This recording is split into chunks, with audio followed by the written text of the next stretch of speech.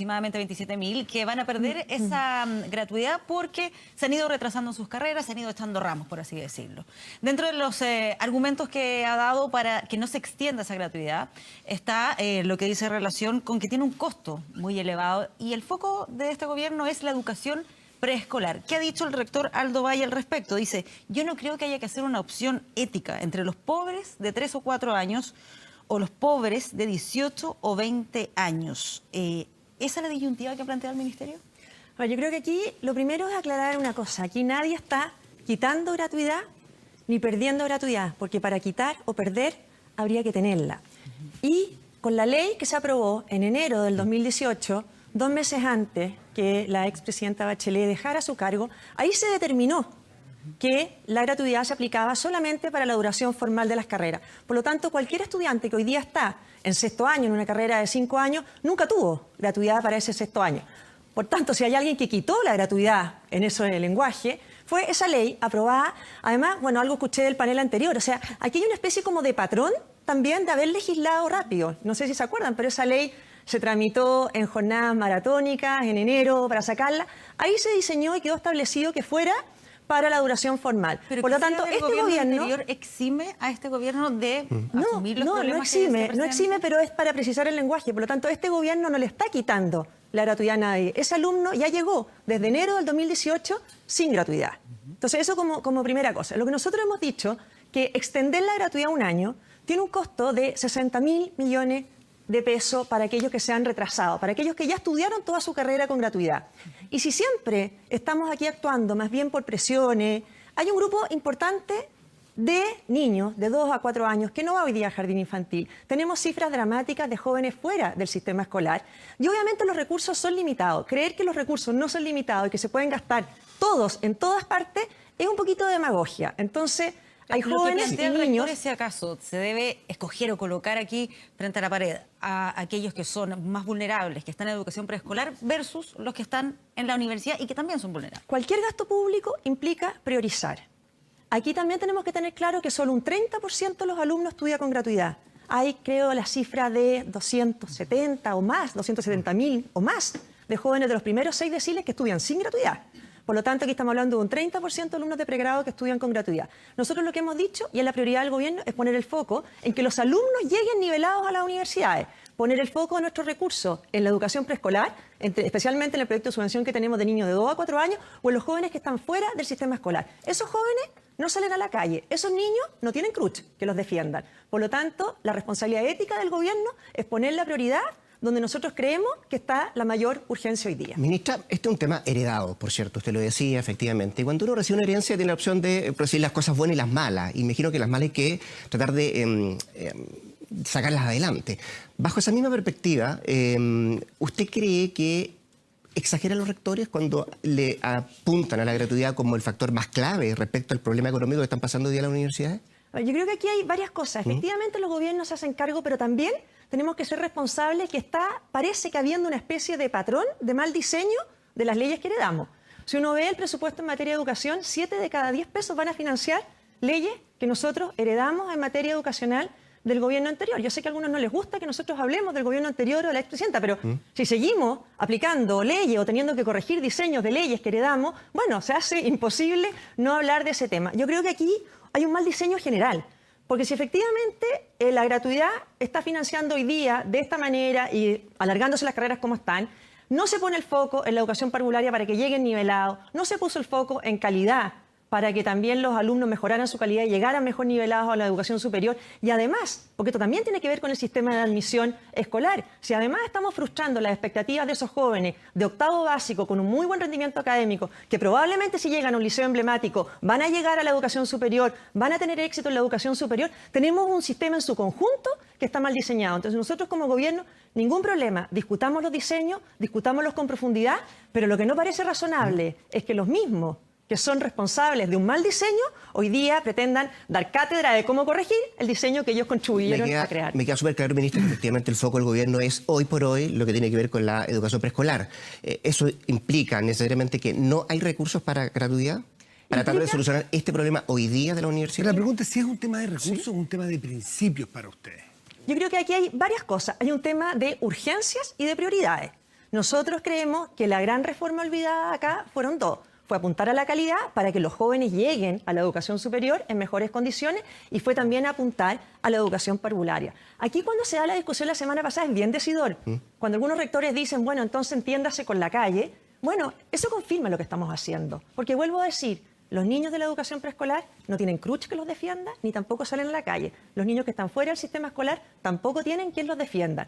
Por lo tanto, acá, si vamos a discutir el diseño de la gratuidad, perfecto. Nosotros tenemos una comisión de asesores, un comité técnico, discutámoslo. Pero si el único eje está en que vamos a financiar a aquellos alumnos que se retrasaron por razones distintas de enfermedad o de embarazo, porque lo hubieran podido suspender y por lo tanto no perdían el beneficio, ahí estamos, obviamente, poniéndonos en discusión de cuál es la agenda nuestra versus la agenda que tuvo el gobierno anterior. El presidente Piñera al llegar dijo con claridad, la gratuidad llegó para quedarse. No es tema en nuestro gobierno. Habrá quedado mal hecha la ley y parece que es así, porque los propios rectores piden que se ponga un parche a la ley. Pero cuando la herida sangra hay que poner un parche. No hay que dejarla sangrar sencillamente porque la herida no la provoqué yo. Es un tema de Estado. ¿Qué solución proponen ustedes para estos 27.000 jóvenes que les queda un semestre, les queda un año y que no paguen las universidades? Porque la ley, no sé si la gente sabe, la ley le permite, le faculta a las universidades a cobrarles solo la mitad del arancel de en adelante. Entonces, esto es pagamoya, alguien tiene que pagarlo. Hoy día son las universidades. Por esta pelea de la política, de si el gobierno anterior o este gobierno, vamos a dejar que las universidades se desfinancien y que al final pierdan en calidad, en investigación. ¿No va a salir más caro al final este remedio que la enfermedad? El tema es más complejo que decir ¿Cómo si lo es de este solucionamos? gobierno o de otro gobierno. O sea, aquí efectivamente yo creo que de partida las universidades tienen que transparentar que el problema de ellos no es el sexto año. El problema de ellos es el diseño de gratuidad con el que están en desacuerdo, pero están en desacuerdo hoy día. Parece que no estaban en desacuerdo cuando se aprobó esto. A ver, usted se aprueba estuvo con una el ley. crutch, No, ministra, quiero decir interesante. una cosa, porque tú me preguntaste también de la solución. Aquí si nosotros pensamos, nosotros tenemos un proyecto de financiamiento solidario, de un nuevo crédito que viene a reemplazar el CAE. Estuvo con urgencia durante todo marzo, jamás se puso en tabla en la comisión del Senado para poderlo discutir y aprobar. Un crédito que cubre el 1,5% del arancel regulado, es un crédito que contingente el ingreso. Está fuera, claro, está fuera deja fuera la banca, contingente el ingreso, no paga si está cesante. En ese crédito, si efectivamente, por ejemplo, una carrera que tiene el arancel regulado más alto, que es medicina, por ejemplo, en la Universidad de Chile, ese joven, cuando se titule de médico, si financia su sexto año o su séptimo año, no sé cuánto dura la educación de la carrera de medicina, dura mucho más, si financia eso con un crédito, va a pagar 26.000 pesos mensuales por 10 años, mientras tenga trabajo, mientras esté titulado. Por lo tanto, parece bastante razonable que si nosotros tenemos un sistema de financiamiento solidario que viene a reemplazar el CAE, que va a permitir a aquellos estudiantes morosos del CAE traspasarse este crédito, es que avancemos en generar un nuevo crédito de solidario como financiamiento. Y en lo otro, lo hemos dicho claramente, si los rectores están en desacuerdo con el diseño, bueno, hagan una propuesta. Nosotros como gobierno tenemos problemas hasta para impulsar nuestros propios proyectos que están en nuestra agenda. Imagínense lo que va a ser cambiar un legado de la presidenta Bachelet como la ley de gratuidad. Me imagino que hay que buscar Usted participa en segundo partido, usted participa del Cruche. El jueves se juntó con ellos. ¿Fue a la reunión usted? No, yo no fui, pudo ir. No, pero... yo no fui. Tenía una pauta precisamente para levantar nosotros este proyecto de ley que estamos haciendo. Se juntó este nuevo Cruche, donde entra la Universidad de Portales, Alberto Hurtado. Entonces era interesante que usted hubiese ido para preguntarle en directo si es que ellos están en contra de esta ley de gratuidad. O sea, ahora la encuentran mala cuando la encontraban buena. ¿Usted tiene algún antecedente para que, digamos, a los rectores de cara a la gente, que le digan si encuentran mal esta gratuidad para plantear una nueva ley? Bueno, nosotros participamos en un consejo que nosotros invitamos como Ministerio de Educación, un consejo asesor en materia de educación superior y nos juntamos los lunes cada 15 días. Este lunes empieza ahora a verse el tema de financiamiento, vimos el tema de equidad de género, vimos el tema de la Superintendencia de Educación Superior. Lo que dijimos nosotros cuando los rectores trataron de arreglar este tema a través de glosas presupuestarias, con el apoyo de algunos parlamentarios de oposición, es que no. O sea, si efectivamente ellos tienen un problema con el diseño de gratuidad, lo que tienen que proponer es reformar la ley donde se diseñó la gratuidad. Pero nosotros como gobierno tenemos una responsabilidad ética de ir a aquellos sectores, los más vulnerables, los que no tienen voz en la calle, los que no tienen un CRUCH, los que no tienen rectores como Aldo Valle, Güenio Vivaldi levantando la voz y poner las prioridades donde nosotros creemos que tienen que estar. Ministra, vamos un segundo al panel. Está Alberto Mayor, quien le quiere hacer una pregunta. Ministra, buenos días. A ver, toda política pública trabaja a partir de lo que es normal. Y es normal para quienes trabajamos en la universidad saber que hay estudiantes que pasan a sexto, en el fondo, o a octavo, si es otras carreras, porque efectivamente se atrasaron con un ramo o una cosa por el estilo. De hecho, habría que revisar, pero yo tengo, viendo las biografías, da bastante la impresión de que hay varios ministros que se demoraron más tiempo en sacar sus carreras, cosa que, insisto, es normal. Toda política pública tiene que hacerse cargo de aquello. El punto de fondo es por qué a usted el presidente le dice no hay un peso más. O sea, yo tengo muy claro que cualquier ministro de Educación no quiere el escenario que usted tiene. Y se lo digo porque hay una experiencia previa, casi idéntica. Piñera 2011, ministro Joaquín Lavín. El único colchón que tenía de negociación en ese instante el ministro Lavín se llamaba Cruch. Y el ministro Lavín tenía 4 de 5 puntos acordados. El presidente Piñera le dice, no acepto la negociación. El Cruch se cambia y le dice, ya saben qué, entonces no podemos trabajar así. Y entonces el movimiento estudiantil se transforma en inmanejable. O sea, ustedes están poniendo una situación que es imposible, es una situación muy, muy difícil. ¿Cuál es el problema si realmente estamos hablando de esto? ¿Cuánto será? ¿El 3,5, 4% del total de la gratuidad? Estamos hablando de un problema obvio que iba a ocurrir sí o sí, cualquier gobierno lo sabe. ¿Por qué entonces no está siendo usted capaz de enfrentarlo y decirle al presidente, ¿sabe qué, presidente? Déjeme a mí administrarlo como me parezca? Aquí yo estoy de desacuerdo en parte importante de la tesis que va en la pregunta. Aquí efectivamente un alumno que se retrasa en su carrera tiene derecho a seguir estudiando su carrera y podrán haber habido miles de personas que por distintas razones se demoraron.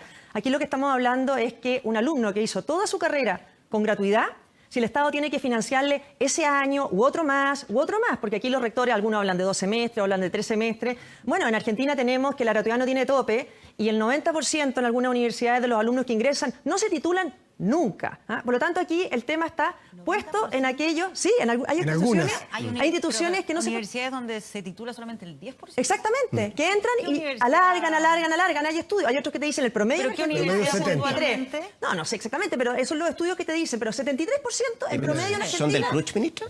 No, en Argentina. Es que en Argentina donde tienes gratuidad ¿quién eterna. va a querer entrar a una universidad donde solamente se titula el 10%? Gratuidad Por eso le pregunto cuál es el nombre de la universidad. Gratuidad eterna. Tendría que conversar ahora a ver un poco el Ok. detalle, pero son estudios que te hablan de gratuidad eterna, que tampoco funciona. Por lo tanto, acá el tema en Chile no es que le está quitando la gratuidad. Lo que nos están planteando es una nueva ley para otorgar un nuevo beneficio Ministra, a los alumnos para extenderle un año más. Ministra, y una aquí cosa muy simple. nosotros, ¿Por qué? creer que los recursos... ¿Pero por qué va a castigar al estudiante? No, o sea, si no. ¿por qué va a castigar al estudiante? ¿O por qué le va a pedir? Porque usted dijo que hay que ponerse creativo. ¿Qué es ponerse creativo? Que la universidad... No, yo no dije ¿En qué eso. país del mundo la universidad financia una política pública que es idea de un gobierno? O sea, la universidad eso no existe. Entonces, No. ¿quién paga?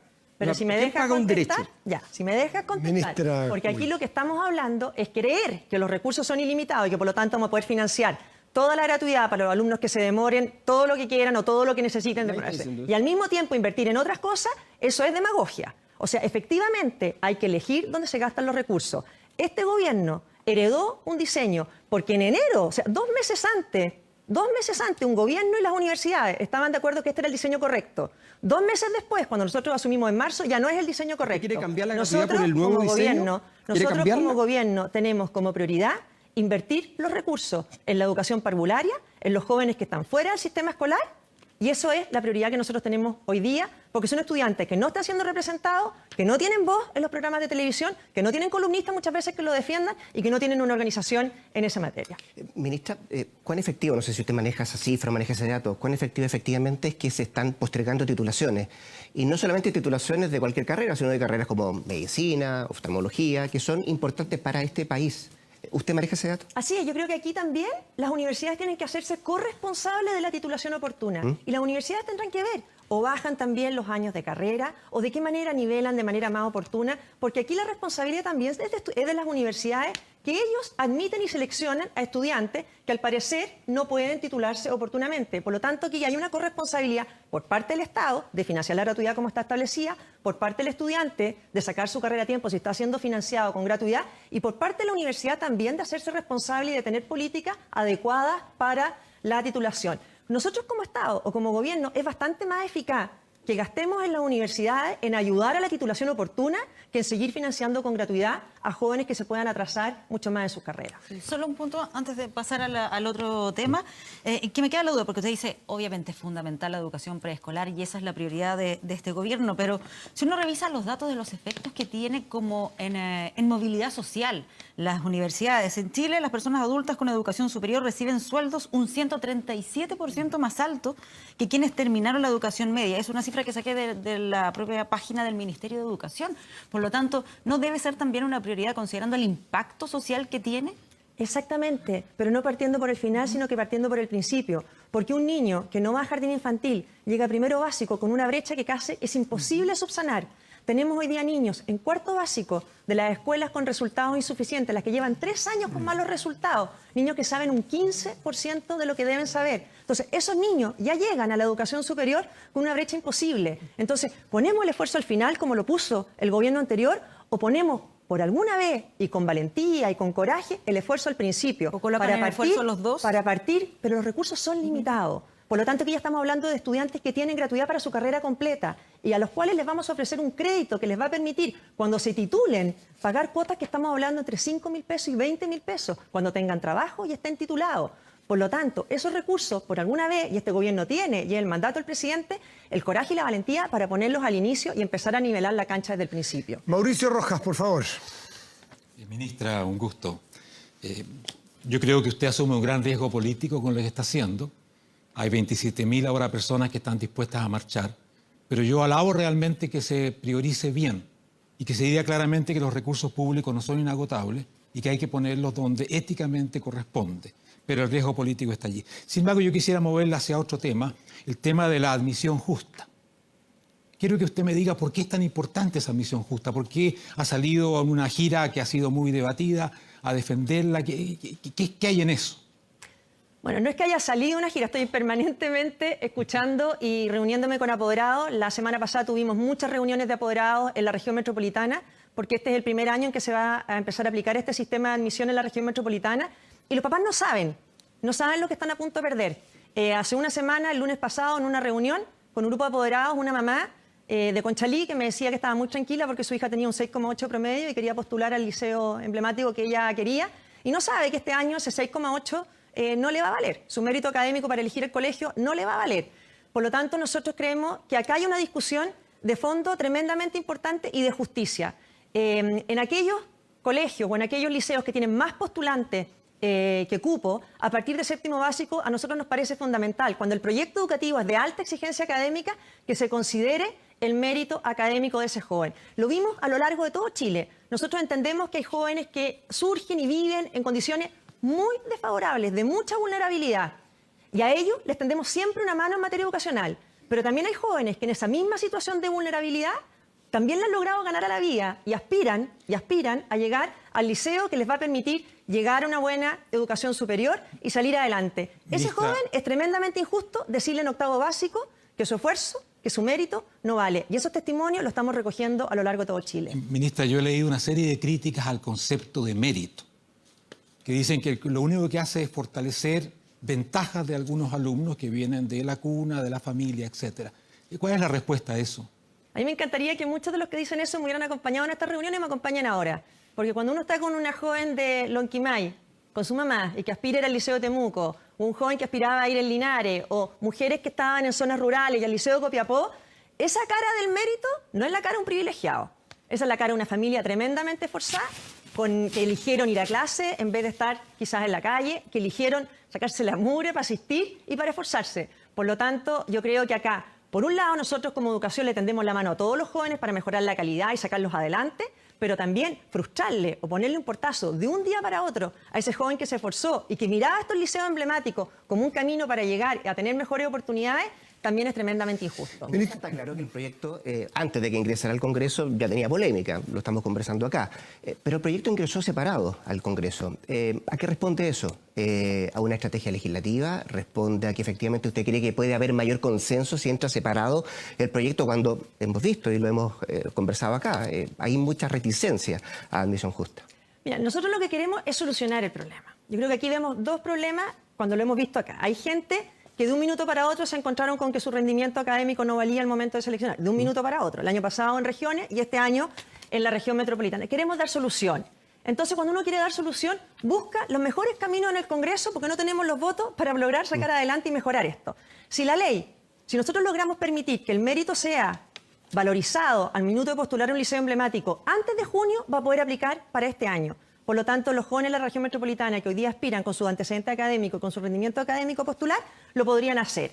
Entonces, hay un afán también de ir dando soluciones. Y el otro proyecto que ingresamos por el Senado apunta a algo bien fundamental, que es a tener también un 30% por proyecto educativo y que el resto entre a este sistema centralizado con prioridades nuevas. Los niños de la residencia del Sename hoy día no están priorizados. Los niños con necesidades educativas permanentes, bueno, es la gran deuda de la ley de inclusión. Porque la ley de inclusión supuestamente les garantiza un cupo, pero no les garantiza que lleguen a colegios donde van a recibir la integración que necesitan. Bueno, nosotros creemos que esa mamá que tiene un niño con necesidades educativas permanentes, si elige un colegio que ella como mamá ha visto donde va a tener su mejor integración y la mejor educación, es lógico que sea priorizada. Entonces aquí lo pusimos en 2 proyectos, de partida porque tenemos un apuro muy grande. Si el de mérito académico sale antes de junio, alcanza a regir para este año. Ministra, en cuanto a los principios, más allá de la técnica o del legislativo o la ley, si la separamos o no, ¿usted cree que es mejor un país que integra a niños y a niñas en una sala de clase? Y no se lo digo solamente desde el punto de vista de la etnia, del lugar, del origen socioeconómico, sino la oportunidad que tuvo en su capital cultural familiar. ¿A usted le parece que es mejor que haya un niño, esa niñita de Lonquimay del 6-8? ¿Es bueno que esté con otros niñitos de 6-8? Estoy hablando en general país, no para ella puntualmente. ¿Cree que ir segregando, ir descremando? ¿O cree que es bueno que en una sala de clase unos empujen a los otros, se genere una cosa solidaria y que en la última línea la educación chilena se beneficia? Aquí hay 2 cosas, porque el proyecto de nosotros es mérito con inclusión. Nosotros en el mérito también estamos hablando de un 30% de alumnos prioritarios, 20% de alumnos preferentes, un 50% de alumnos vulnerables, entre ellos. Pero con Sí, criterio le inspiran a usted. Sí, completamente. Yo creo que siempre es bueno la integración, pero aquí estamos hablando de colegios no solamente de buen desempeño, sino que su proyecto educativo es de alta exigencia académica. También hay que tener mucho cuidado cuando ingresa a un proyecto de alta exigencia académica un alumno que no quiere ese proyecto de alta exigencia, porque también podemos terminar en deserción, en ausentismo. Por lo tanto, aquí también hay que tener un equilibrio. Y lo otro que a mí me parece preocupante, es que a veces hay un cierto interés de hacer ingeniería social con hijos ajenos. Porque yo escucho mucho en el debate parlamentario, no, es bueno que el joven con buen rendimiento se vaya a un colegio con peor rendimiento para que apuntale a esos niños. Bueno, ninguno de los parlamentarios, ninguno, yo creo, de los columnistas que escriben en este sentido, están dispuestos a que se haga un experimento con su propio hijo. Por lo tanto, aquí también hay una mirada desde la escuela, pero hay una mirada desde los sueños de ese joven. Y si uno ha recorrido Chile y ha tenido las reuniones, es porque yo quería verlos cara a cara a ese joven que tiene sus propios sueños, más allá de una política pública. El tema de fondo, ¿qué piensa la ministra de Educación de Chile, más allá del proyecto que se va a plantear el jueves en la tarde o le van a dar la urgencia de que fuere? ¿Qué piensa la persona que está diseñando la política pública de la educación en los próximos 20, 25, 30 años sobre el descreme, sobre los que se están quedando abajo? Lo de arriba me queda claro, los niños del 6-8. ¿Qué pasa con esos otros? ¿Cómo los quiere integrar? Se integran y se sacan adelante. Pero hoy día, como decimos claramente, cuando tú ves en un colegio que tiene mal desempeño un niño de 4º básico, si no sabe sumar, no le puedes enseñar a multiplicar. O sea, hay que también intervenir mucho antes. Y nosotros hemos tomado el desafío con las 218 peores escuelas que nunca se había hecho, las que llevan más de 3 años en niveles insuficientes, abordar con nivelaciones parceladas. Porque aquí lo que hay es que los niños te tienen que llegar mejor nivelados para que no haya nunca, ojalá, necesidad de seleccionar y para que todos tengan las mejores calidades y para que todos lleguen a 8º básicos con el mismo nivel. Pero hoy día lo que te ocurre, el haber puesto, por así decirlo, la carreta delante de los bueyes y haber puesto este sistema centralizado antes de haber tenido una oferta pública, pareja y de calidad, lo que hace es lo que te pasa en un liceo de Copiapó, el liceo que todos querían llegar o que era el liceo de mayor excelencia, hoy día está preocupado de tener que bajar su exigencia académica, de bajar para nivelar. Entonces, nosotros queremos que los niños ya lleguen nivelados para que no pierdan nada. ¿Creen en la oferta pública? Para que esos liceos puedan surgir. U otros liceos te dicen, en Talca yo estaba con algunos, me decían, nosotros no vamos a bajar el nivel de exigencia. Y resulta que llegaron muchos niños que no están acostumbrados a esa alta exigencia. Bueno, ¿quién se va a hacer cargo después? Porque uno de los principales, el principal factor de deserción escolar es el rendimiento académico. Entonces también tenemos el riesgo que ese alumno en un proyecto educativo de alta exigencia, sin haber llegado con la preparación suficiente, lo tengamos quizás desertando a mediados de año. Pati, luego Laura. Por eso, por no haber llegado con la preparación suficiente. O estoy pensando, por ejemplo, en alguna estudiante que ingresa a un establecimiento que es muy esforzada, que estudió, que da una prueba de selección y sin embargo queda fuera de ese establecimiento porque el colegio, donde a lo mejor tenía buenas notas, no lo preparó adecuadamente para esa prueba. ¿No se le Por termina supuesto. castigando aunque se haya esforzado durante todo ese Por tiempo? supuesto, el desafío de nosotros como Ministerio de Educación, y por eso volvemos quizás al primer tema, es la calidad, y la calidad en todos sus niveles, y ponernos como meta que haya colegios de calidad que sean capaces de nivelar oportunamente a los jóvenes.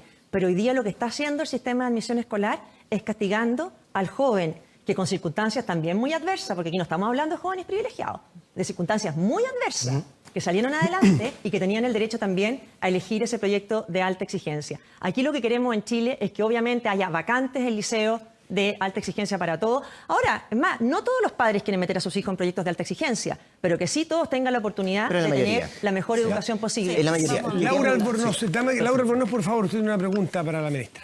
Hola, buenos días, ministra. Buenos días. Mire, escuchándola uno cae en la convicción o se forma la idea de que aquí impera una lógica de que el gobierno que llega desarme lo que hizo el gobierno anterior o reabre un debate generando una cierta incertidumbre en temas que son complejos. Fíjese que según las encuestas que se tienen a la vista, el 78% de los estudiantes que eligieron alguna de las tres preferencias quedaron en alguna de las preferencias que ellos eligieron de las tres primeras.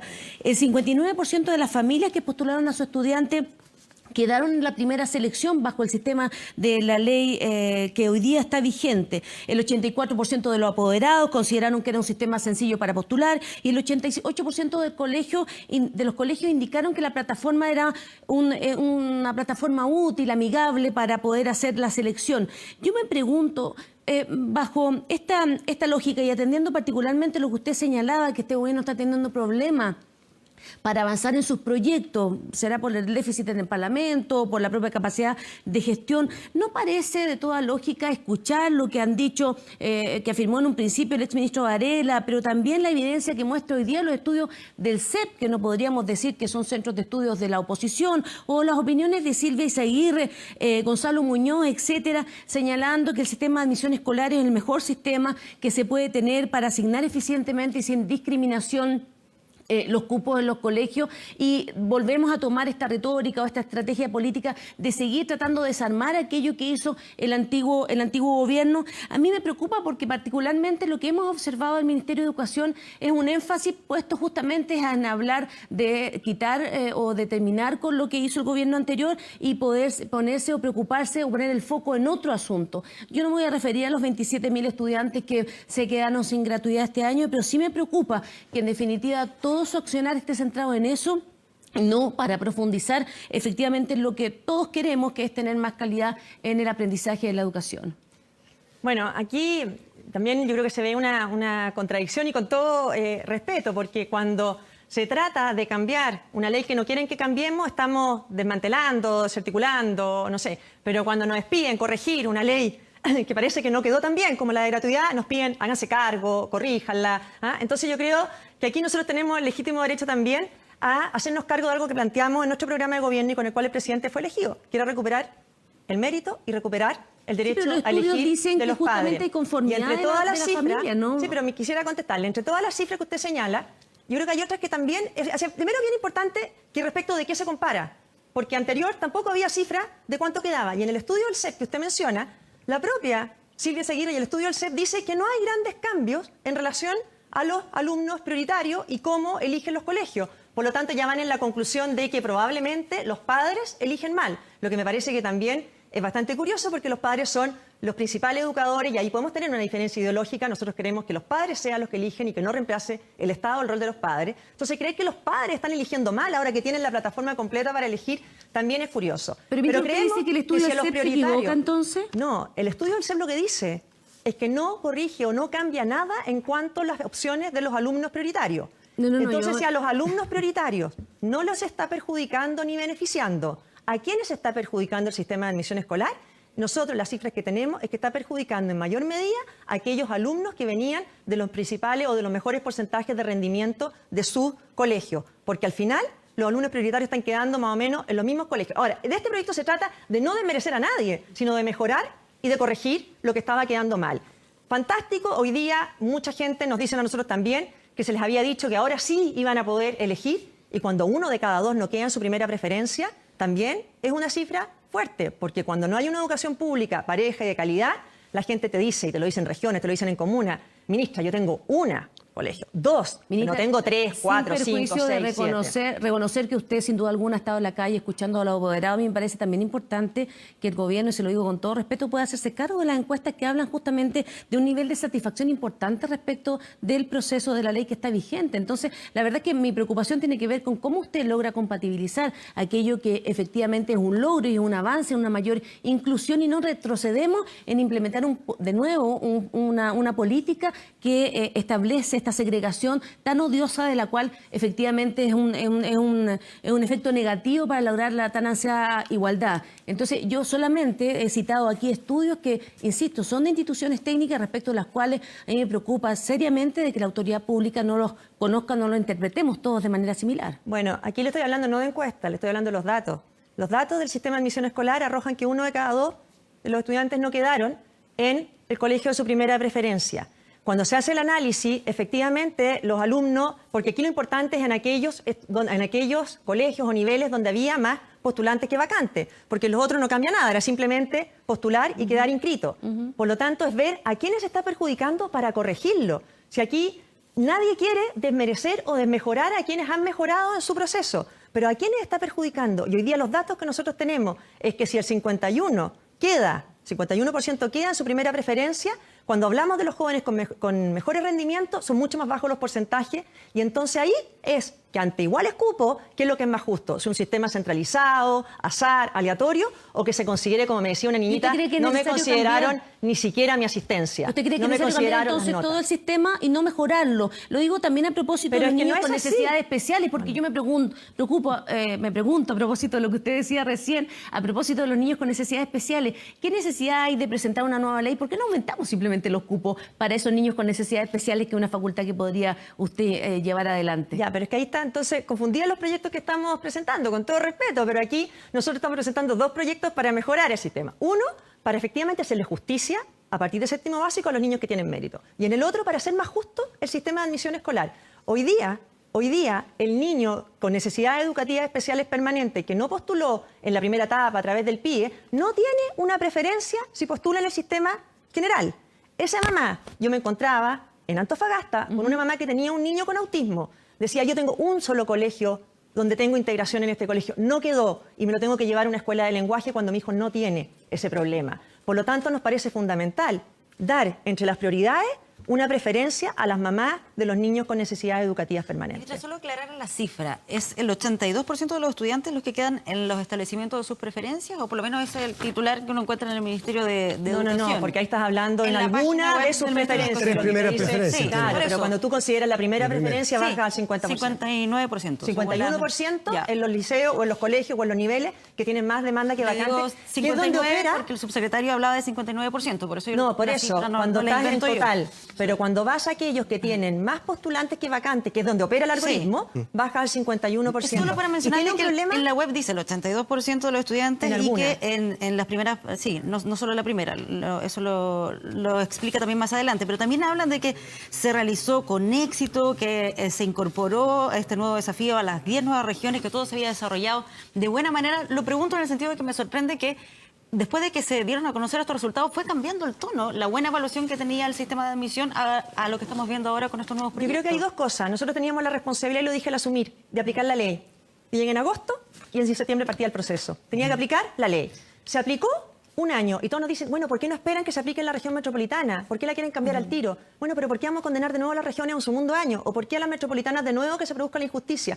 Yo creo que en Chile ya tenemos muchos ejemplos de cuando políticas mal diseñadas se empiezan a demorar. No tenemos para qué ir al Transantiago, ¿no es cierto? Que si mal diseñado, mal implementado, y al final terminamos en que este gobierno, la ministra Gloria Hood con el presidente Piñera, tienen que definitivamente cambiarlo. Si aquí hay una política que cuando termina el proceso, en enero, febrero, se ven los resultados en detalle, se ve a quiénes están perjudicando, ¿por qué condenarlo de nuevo un segundo año? ¿O por qué condenar a la región metropolitana con jóvenes que no saben? O sea, realmente hoy día un joven, una mamá en la región metropolitana que cree que su hija va a postular a primero medio, fundado en su mérito académico, no sabe que no le cuenta ese mérito académico y no le cuenta de un día para otro. Eso quiere decir que los padres, o sea, cuando usted dice que se le va a devolver el derecho a los padres de elegir, ¿quiénes son los que van a elegir o van a tener ese derecho? ¿Todos los padres o solamente los padres de hijos que tienen muy buenas notas? No, nosotros en el otro proyecto estamos también manteniendo un 30% de selección por proyecto educativo. Hay proyectos educativos, por ejemplo, en la Araucanía, que apuntan a reivindicar, a valorizar la cultura mapuche. ¿Qué pasa si en ese colegio el sistema de admisión escolar deja una mayoría de niños no mapuche? ¿Qué pasa con ese proyecto educativo?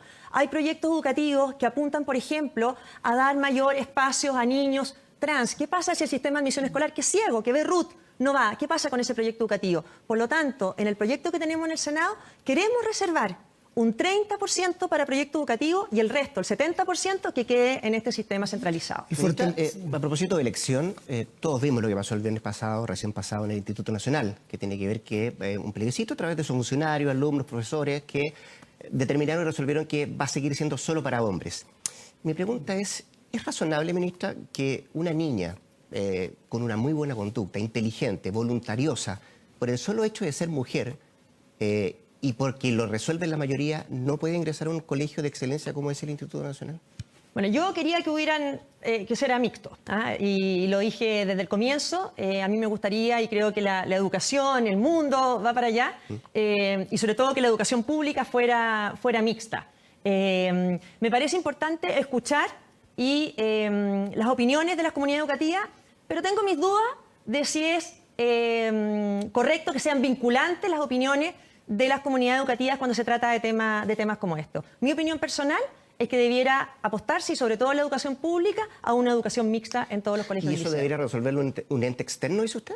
No, yo creo que es importante escuchar las opiniones, pero tengo mis dudas de que sea razonable, que sea vinculante, porque también las comunidades son transitorias, lo eligen, están los papás que están en ese momento, es cierto, ellos eligieron un proyecto educativo determinado, están los estudiantes que están en ese minuto resolviendo, pero creo que en educación pública debiéramos tener el debate, al menos el debate y en las instancias que corresponda, para analizar si no es conveniente que la educación completa fuera hacia los niveles mixtos. Gonzalo Miller tiene una pregunta para usted, ministra. Sí, buenos días, ministra. En este programa, justamente en este programa, de hecho, en esa silla donde está hoy día Alberto Mayol, el ministro de Educación de la época pronunció la frase: si tenemos que quitarle los patines a la clase media.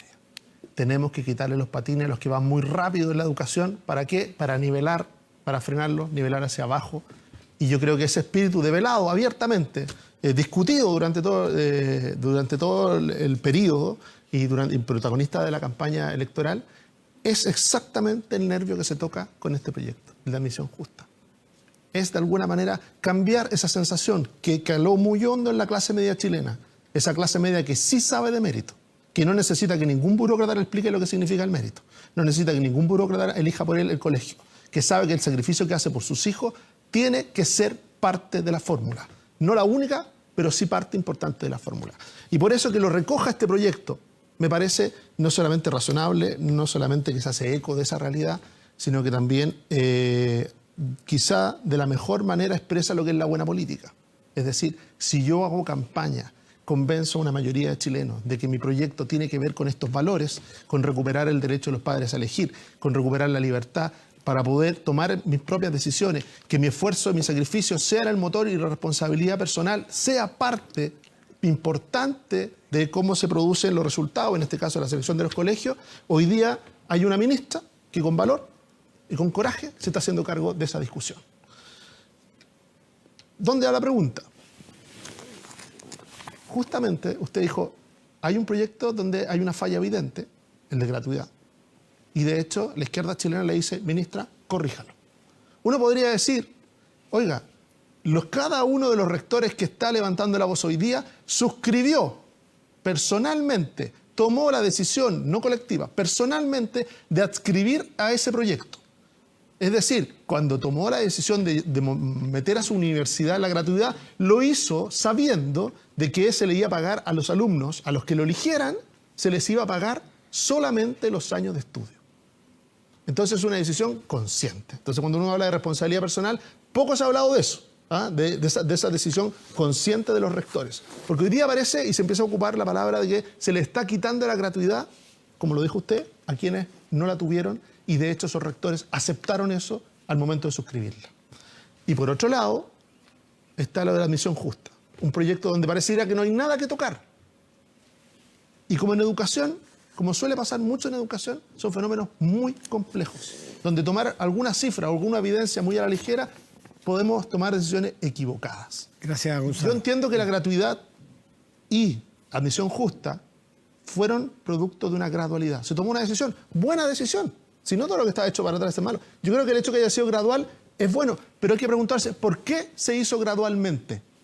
Porque se quería evaluar, así como se hizo en otras reformas, cómo se hacía. Entonces, ¿de qué manera hay o no diálogo? ¿Ve usted espacio o no en algunos de los personeros que fueron protagonistas de aprobar esas leyes para corregirlas, para mejorarlas? Ministra. Bueno, lo primero, yo creo que efectivamente la frase de quitarle los patines a los que iban más rápido, lo más grave fue que no fue solamente una mala frase o una cuña, sino que fue una política. Y yo creo que se tradujo en leyes como esta y en postergar otras más importantes. Nosotros el plan de lectura precioso que estamos lanzando, que es para que todos los niños aprendan efectivamente a leer en primero básico, lo tenemos graficado, que es ponerle patines a todos los niños para que puedan, porque si no se atrasan después en todos los aprendizajes. Ahora, grados de acuerdo, de apoyo para distintas leyes, yo creo que el lugar donde se debate obviamente que es en el Congreso. Y nosotros, la gente sabe que el gobierno no tiene los votos suficientes para impulsar su reforma. Por lo tanto, aquí lo más importante, y lo hemos dicho claro, yo quiero que se entienda lo que estamos defendiendo, lo que estamos peleando, lo que queremos corregir en el sistema de admisión. Si después no contamos con los votos, bueno, yo creo que va a ser un tema que va a quedar pendiente de nuevo para la siguiente elección presidencial o la siguiente elección parlamentaria. Y en materia de gratuidad, tal como tú lo decías, yo creo que aquí falta una parte, porque no es que los rectores nos estén pidiendo arregle este problema, nos están pidiendo mande una ley que cree un nuevo beneficio para que dé más gratuidad a alumnos que hoy día por la ley anterior no la tienen. Si lo que ellos quieren de verdad es cambiar el diseño, bueno, yo espero que en este consejo asesor que tengamos propongan ese cambio de diseño. También lo negocien con aquellos parlamentarios que estuvieron del lado de ellos en el diseño que se generó, porque si no, haga lo que haga el gobierno, nosotros no tenemos los votos en ese sentido. Por lo tanto, las soluciones también tienen que venir de los mismos que contribuyeron a crear el diseño que hoy día, 2 meses después, porque esto se aprobó en enero del 2018, en marzo ya estaban criticando. Ministra Cubillos, la quiero agradecer por estar Estado Nacional aquí. Y solo a mí me queda una preguntita dando vuelta. Usted demostró que quería mixto, que le parecía dudoso si es que tenía que ser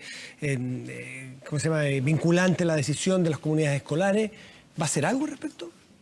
Yo creo que hay que abrir una discusión. Yo ya vi ayer que había parlamentarios de distintos sectores que querían llevar esta discusión al Congreso. Yo creo que se han cometido tantos errores a veces aquí cuando se discute rápido, se dan soluciones rápidas, pero tiendo a pensar que en materia de educación pública debiéramos avanzar, ojalá lo más rápido posible, a colegios mixtos, respetando también las comunidades educativas, porque tampoco hay que pasar por encima de familias que eligieron un proyecto educativo. Por eso le pregunto, ¿se va a hacer algo o vamos a dejarlo así? ¿Vamos a ver el Instituto Nacional el próximo año y los años que siguen solamente de hombres? ¿O usted tiene...? Porque la autoridad es la autoridad. Sí, se eligió una autoridad. Pero aquí hay sostenedor también. Hay sostenedor, hay autoridad en los colegios, hay libertad de enseñanza, pero yo creo que la discusión ya se abrió.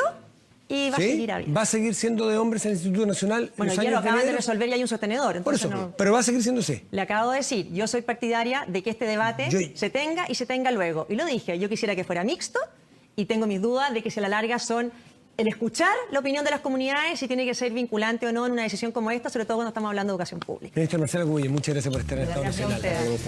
Rodrigo Patti, muchas gracias. Pausa y volvemos aquí a la mesa.